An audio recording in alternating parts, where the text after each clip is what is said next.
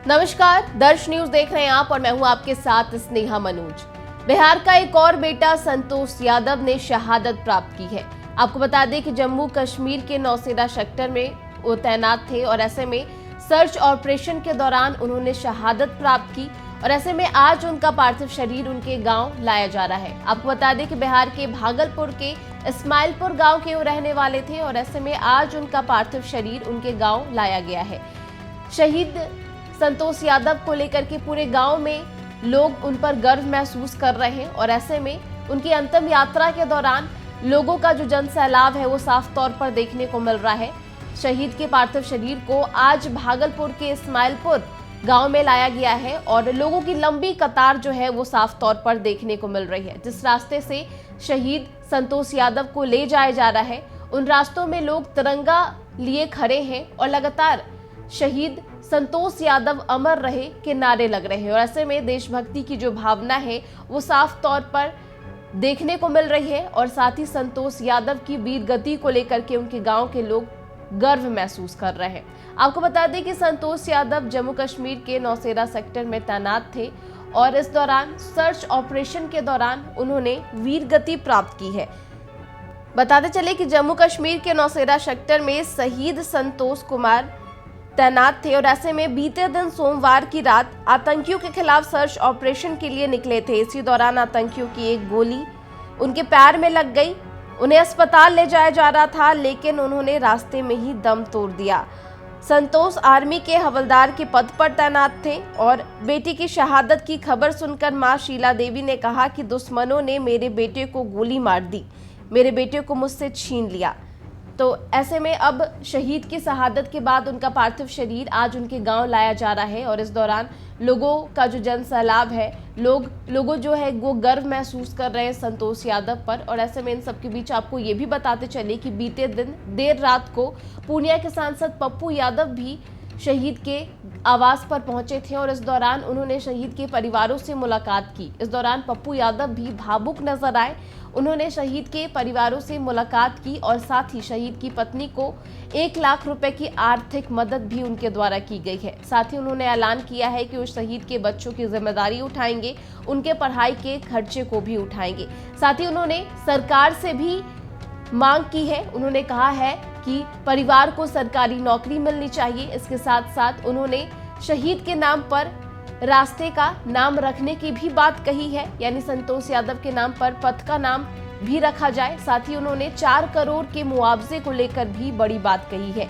इसके अलावा वो लगातार बीजेपी सरकार को टारगेट करते हुए भी नजर आए। उन्होंने तिरंगा यात्रा पर खूब बोले और साथ ही सीज फायर पर उन्होंने सीधे तौर पर सवाल उठाया है। पप्पू यादव बीते दिन ही देर रात शहीद के पत्नी और उनके परिवारजनों से मिलने के लिए पहुंचे थे। इस दौरान भागलपुर में बड़ी संख्या में लोगों की भीड़ जुट गई थी।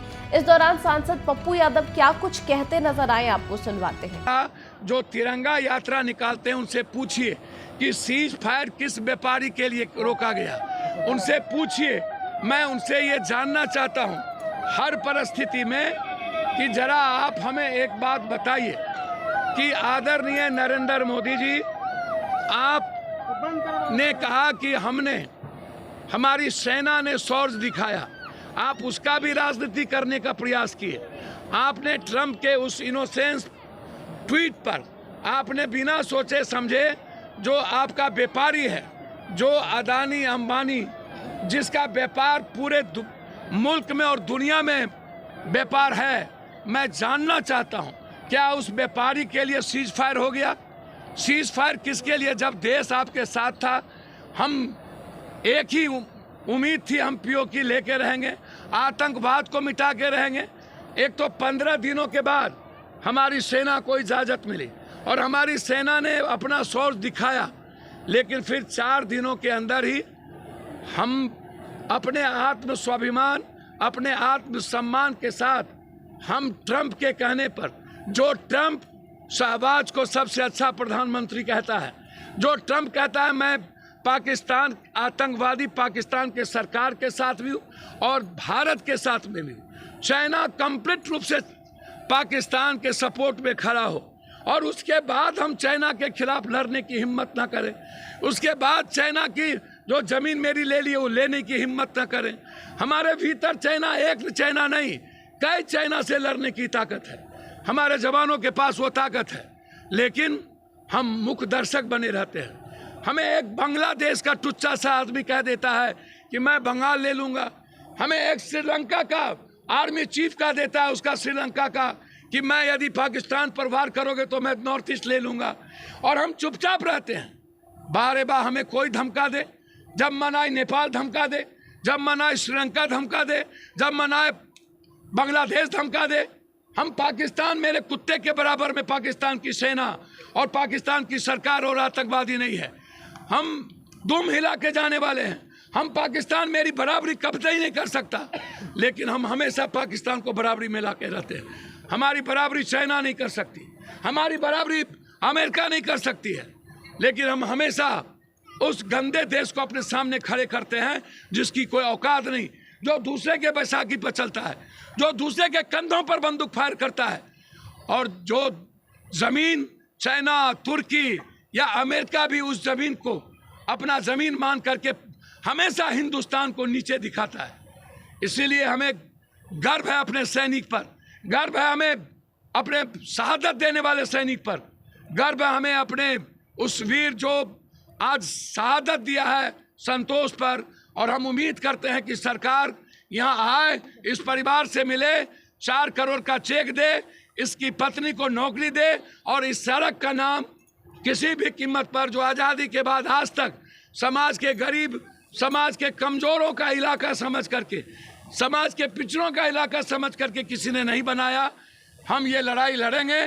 भागलपुर के रहने वाले शहीद संतोष यादव का आज उनका पार्थिव शरीर उनके गांव भागलपुर इस्माइलपुर गांव पहुंचा है, और ऐसे में उनकी शहादत को लेकर के लोग जो है, पूरा बिहार जो है वो गर्व महसूस कर रहा है, और लगातार शहीद संतोष यादव के हक में नारे भी लगते हुए उनके गांव में नजर आ रहे हैं। और आपको बता दें कि आज उनका पार्थिव शरीर पहुंचा है, और आज ही पूरे राज्य के सम्मान के साथ उनका अंतिम संस्कार किया जाएगा, और फिर पूरे बिहार में इसको लेकर के लोग गर्व महसूस कर रहे हैं। आपको बता दें कि जम्मू कश्मीर के नौशेरा सेक्टर में वो तैनात थे, और ऐसे में सर्च ऑपरेशन के दौरान उन्होंने शहादत प्राप्त की है, जिसके बाद आज उनका पार्थिव शरीर उनके गांव भागलपुर लाया गया है। फिलहाल इस खबर में तमाम खबरों के लिए आप देखते रहे दर्श न्यूज। नमस्कार।